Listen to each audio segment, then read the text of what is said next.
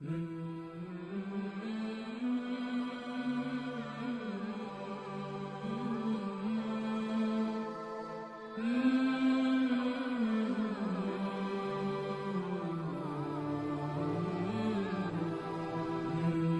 اللہ الرحمن الرحیم۔ السلام علیکم ورحمۃ اللہ وبرکاتہ۔ باپ اور بیٹے کے درمیان جب اتفاق کی کوئی صورت نہ بنی اور آزر نے ابراہیم علیہ السلام کی رشد و ہدایت کو قبول نہ کیا تو حضرت ابراہیم علیہ السلام نے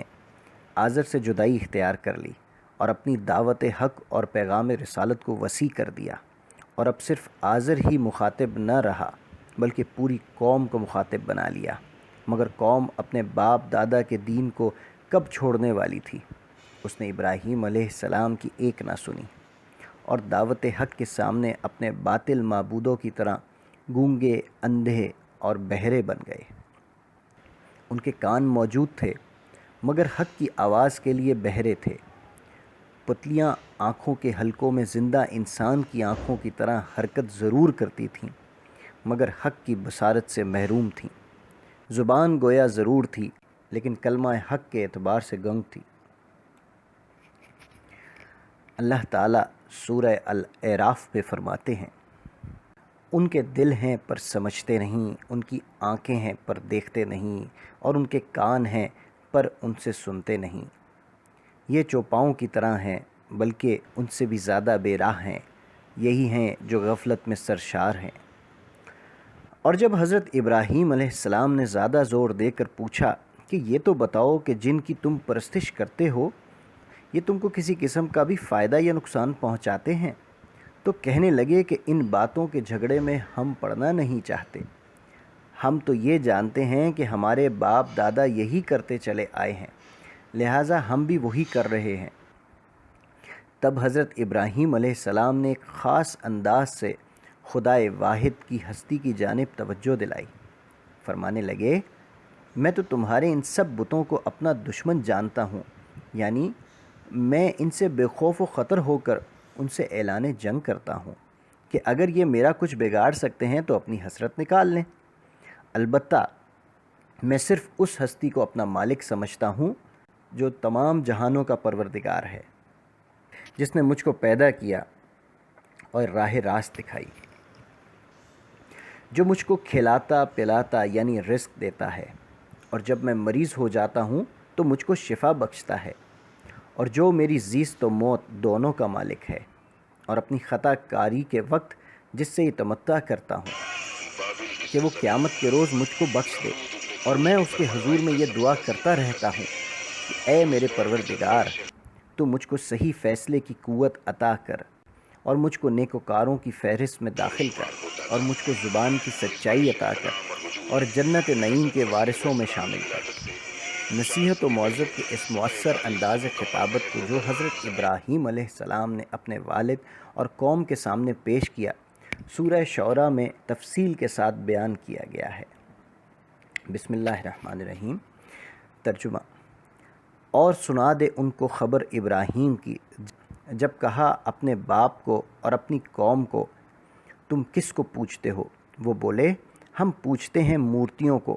پھر سارے دن انہی کے پاس لگے بیٹھے رہتے ہیں۔ کہا، کچھ سنتے ہیں تمہارا کہا جب تم پکارتے ہو، یا کچھ بھلا کرتے ہیں تمہارا یا برا؟ بولے، نہیں، پر ہم نے پایا اپنے باپ دادوں کو یہی کام کرتے۔ کہا، بھلا دیکھتے ہو جن کو پوچھتے رہے ہو تم اور تمہارے باپ دادا اگلے،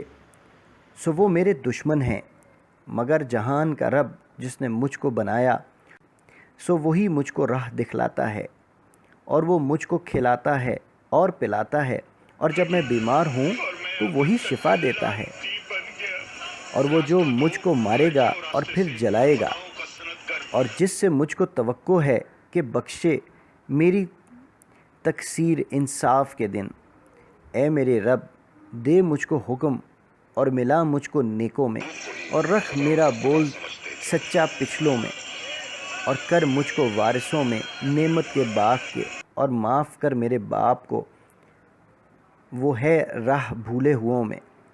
اور رسوا نہ کر مجھ کو جس دن سب جی کر اٹھیں جس دن نہ کام آوے کوئی مال اور نہ بیٹے، مگر جو کوئی آیا اللہ کے پاس لے کر بے روک دل۔ مگر آزر اور قوم آزر کے دل کسی طرح قبول حق کے لیے نرم نہ ہوئے، اور ان کا انکار جود حد سے گزرتا ہی رہا۔ حضرت ابراہیم علیہ السلام کی قوم پرستی کے ساتھ ساتھ کواکب پرستی بھی کرتی تھی،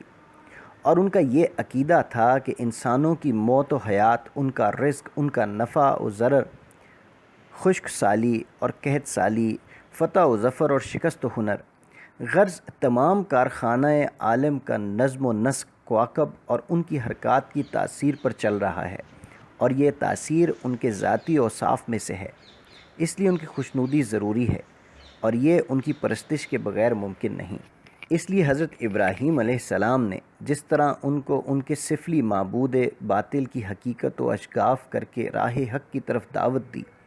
اسی طرح ضروری سمجھا کہ ان کے علوی معبود ان باطل کی بے ثباتی اور فنا کے منظر کو پیش کر کے اس حقیقت سے بھی آگاہ کریں کہ تمہارا یہ خیال قطعاً غلط ہے کہ ان چمکتے ہوئے ستاروں، چاند اور سورج کو خدائی طاقت حاصل ہے، ہرگز نہیں۔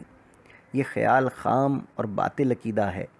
مگر یہ باطل پرست جب اپنے خود ساختہ اصنام سے اس قدر خائف تھے کہ ان کو برا کہنے والے کے لیے ہر آن یہ تصور کرتے تھے کہ وہ ان کے غضب میں آ کر برباد و تباہ ہو جائے گا، تو ایسے اوہام پرستوں کے دلوں میں بلند ستاروں کی پرستش کے خلاف جذبہ پیدا کرنا کچھ آسان کام نہ تھا۔ اس لیے حضرت ابراہیم علیہ السلام نے ان کے دماغوں کے مناسب ایک عجیب اور دلچسپ پیرا یہ بیان اختیار فرمایا: تاروں بھری رات تھی، ایک ستارہ خوب روشن تھا۔ حضرت ابراہیم علیہ السلام نے اس کو دیکھ کر فرمایا: میرا رب یہ ہے، اس لیے کہ اگر ستارے ربوبیت کر سکتے ہیں تو یہ ان میں سب سے ممتاز اور روشن ہے، لیکن جب وہ اپنے وقت مقررہ پر نظر سے اوجھل ہو گیا اور اس کو یہ مجال نہ ہوئی کہ اپنے ستاروں کے لیے گھڑی اور رونمائی کرا سکتا اور نظام کائنات سے منحرف ہو کر اپنے پوجنے والوں کے لیے زیارت گاہ بنا رہتا، تب حضرت ابراہیم علیہ السلام نے فرمایا: میں چھپ جانے والوں کو پسند نہیں کرتا، یعنی جس شے پر مجھ سے بھی زیادہ تغیرات کا اثر پڑتا ہو اور جو جلد جلد ان اثرات کو قبول کر لیتا ہو، وہ میرا معبود کیوں کر ہو سکتا ہے؟ پھر نگاہ اٹھائی تو دیکھا کہ چاند آب و تاب کے ساتھ سامنے موجود ہے۔ اس کو دیکھ کر فرمایا: یہ میرا رب ہے، اس لیے کہ یہ خوب روشن ہے اور اپنی روشنی سے سارے عالم کو بقائے نور بنائے ہوئے ہے۔